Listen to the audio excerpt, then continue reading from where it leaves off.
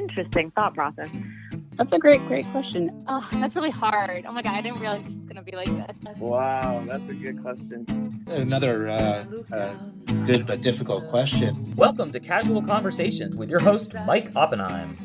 Hello, everybody. This is Mike Oppenheim, and today is August 8th, 2023, my brother Sam's birthday, and I have him on the line because by request he wanted to test out an idea he has for maybe another podcast that we might put on the network. And so I'm just going to throw over the podcast to him. So, Sam, what's up? You've been in this seat before. How's it going? Hey, it's good to talk to you again, Mike. I've got this idea of 8 questions to ask people to get to know them better and have fun.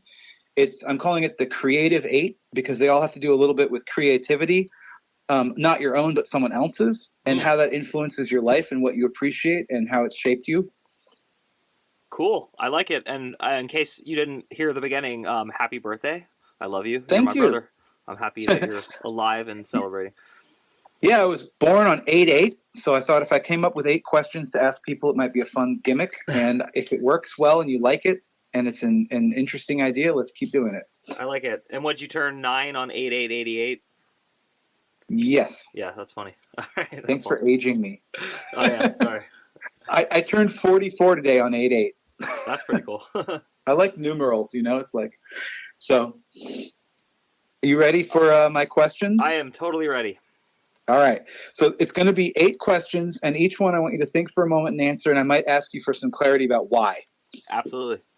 The first one is, if you could bring back a dead musician for one live show during their peak performance years, who would it be and why? That's a great question. I'm going to go with what jumped to my mind, which is not at all what I would have expected, but I recently got into jazz last year and this year, and I would say Miles Davis because I would want to see him live with like the energy that I only hear on his albums. And I've seen one live clip of him at the end of his career, and I could tell that he was at the end and it wasn't like him at his best, but it was still pretty good. So that's my answer that jumped to my mind. And then the other answer that I would have thought I would have said would be Kurt Cobain because he was like my first favorite overall musician who I wanted to emulate. Love it. I call this question the Bach to the future because some people would bring back Bach. I like it. That's cool. Number 2, you can snap your finger and visit one place in the world for one day. A city, a resort, an island, a mountain. Where would you go and why? Well, that's easy. I would just go to Bangkok, Thailand and visit my son. So that's like a no-brainer. That's a great answer. I'm always curious, though, if someone's going to pick someplace they're familiar with or someplace new, like, are you going to try to save money and go the farthest place from your home airport, Do you know another place I would go, though? And you were there with me. Can you guess? It was for my birthday many years ago. Not Cuba. No, that's a good guess, though. That would probably be 3rd or 4th on my list.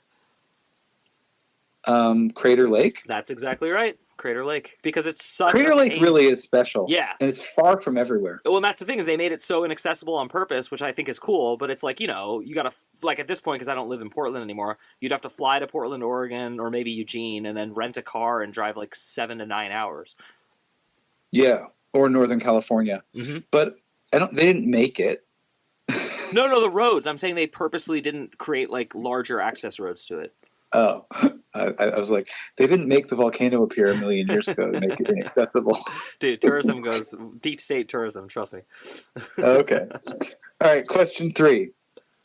What one work of art would you hang prominently in every home for the rest of your life, but you cannot sell it, nor can your heirs financially benefit from it? It has to be for purely artistic, aesthetic reasons, not because of financial consideration. Well, I already have it, and it's hanging next to my desk downstairs, but it's a painting by one of my favorite people ever, Bill Park, who I met in Portland, Oregon, and I haven't talked to him in a couple of years now, but he was above average successful artist in the Portland area, if not nationally known, and so it would be that particular painting of his that I bought that was one of his earliest works. That's a great answer.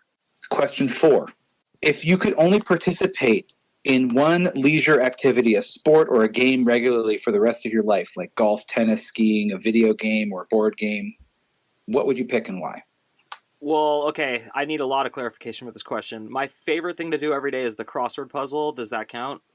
Yeah, absolutely. Okay, then that would be my answer. The crossword for sure. Yeah, I mean, I think for some people it'd be like chess because it's such a great dynamic game. But yeah, I mean, the only problem with the crossword is like, can I do unlimited or do I can only get one a day?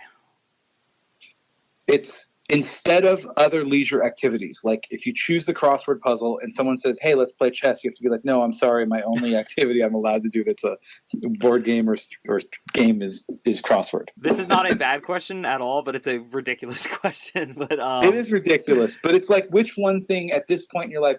And I imagine people would change their answers in 10 or 20 or 30 years. But what do you value? What do you value? It's a valuation question. What leisure activity do you value the most? Well, the problem is because it was between that and ping pong, because ping pong you have a partner and that's more fun. So I'd probably say ping pong then, to be honest. Okay.